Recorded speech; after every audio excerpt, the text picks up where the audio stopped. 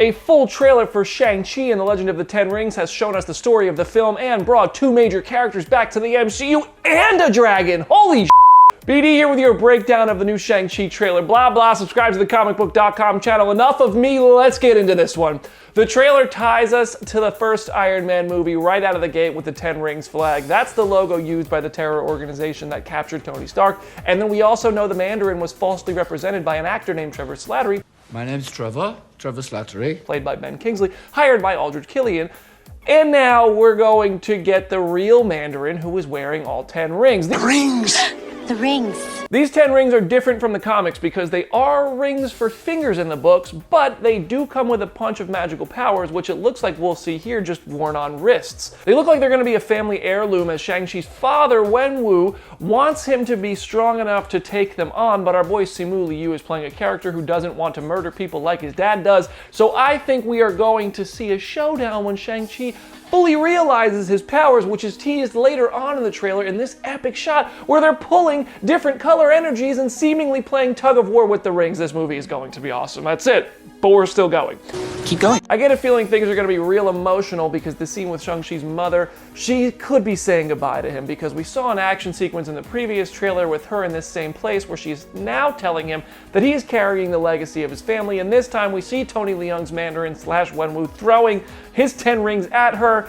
Perhaps this conversation is a heartbreaking moment, not unlike Uncle Ben's great power, great responsibility bit for Peter Parker. We get quite a few action sequences with Death Dealer aka Li Ching-lin from comics, a super assassin deemed too brutal and dangerous for MI6 work, and it would seem this masked character is the go-to assassin for the Mandarin, and he might just be bringing Shang-Chi back to wherever the Mandarin's hanging out after Shang-Chi dipped out to San Francisco to try to live a normal life. That's the vibe I'm getting. Instead, he ends up in some crazy underground fighting ring where we get the return of Abomination. This is the character played by Tim Roth in The Incredible Hulk back in 2008. Abomination, originally Emil Blonsky, was defeated by the Hulk in that movie and taken into custody, but a Marvel one-shot available on a Blu-ray showed that there was an idea to have Abomination leave his Alaska chambers to join the Avengers, but Phil Coulson sent in Tony Stark to have that shut down. Somehow, he's in this MCU Fight Club and he's fighting Wong, and he's gonna go on to appear in the She-Hulk series.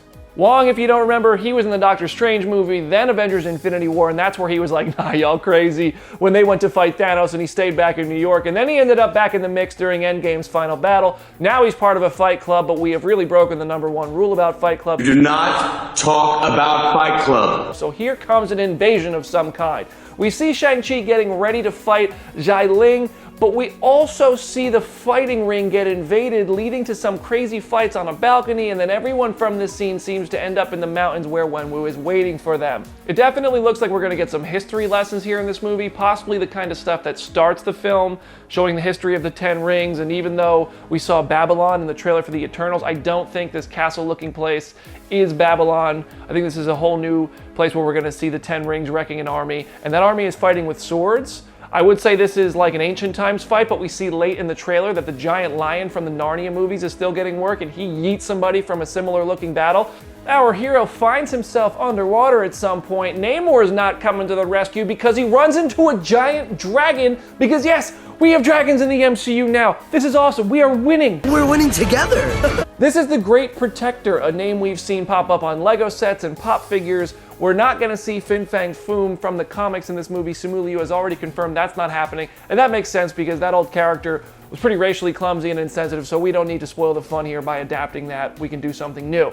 Overall, great trailer. Feels like Marvel may have known they needed to throw some extras into this one to get fans more excited for a new character that most people are unfamiliar with, and it worked. The whole Twitter timeline was talking about this trailer, mostly due to Abomination and Wong being in it, but I personally lost it when I saw the dragon, and I think this is shaping up to have a lot of heart and world building, and I can't wait to see it. September 3rd can't come soon enough. Hurry up! What Easter eggs and references did you catch in the new trailer for Shang-Chi? Drop them in the comments section or send them my way on Instagram at BrandonDavisBD. Subscribe to the Comicbook.com YouTube channel and join me and my awesome co-hosts on the Phase Zero podcast when we dive into this new trailer, new Loki episodes, all things MCU. We have new episodes every Wednesday available on all major podcast platforms.